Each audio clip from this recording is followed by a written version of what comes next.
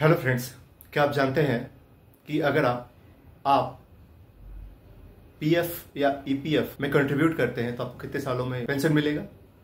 जी हाँ, मैं आपको बताना चाहूँगा। अगर आप पीएफ या ईपीएफ सब्सक्राइबर है या उसमें कंट्रीब्यूट करते हैं तो आपको 58 साल से पेंशन मिलना चालू हो जाता है, जिसे आप चाहें तो 60 साल में भी ले सकते हैं। आप उसको पोस्टपोन करके 60 साल में भी ले सकते हैं। लेकिन अगर आप चाहें तो उसके अलावा आप 50 साल से भी अपना पेंशन स्टार्ट करवा सकते हैं। लेकिन इसमें आपको एक नुकसान होता है कि हर साल आपका जो पेंशन है वो 4% कम होता जाता है। और ये जो पेंशन की जो रकम होती है वो आपके पीएफ अमाउंट पे डिपेंड करती है। और आपको बताना चाहूँगा, अगर कोई एम्प्लॉय, अगर जैसे कंडीशन ये भी होती है कि आपका जो पीएफ कंट्रीब्यूशन है वो कम से कम 10 साल का होना चाहिए।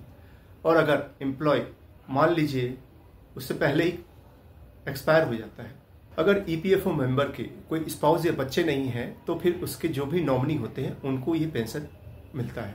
पीएफ कंट्रीब्यूटर है वो अनमैरिड है, उसके कोई बीवी और बच्चे नहीं हैं तो फिर उनके डिपेंडेंट पेरेंट्स को ये बेनिफिट मिलता है।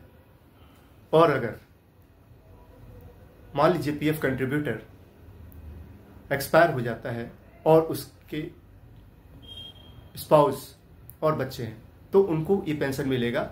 और ये पेंशन जो बेनिफिट है उनके बच्चों को 25 साल तक मिलेगी। और यहाँ पे जो 10 साल का कंट्रीब्यूशन का कंडीशन है वो अप्लाई नहीं होता है।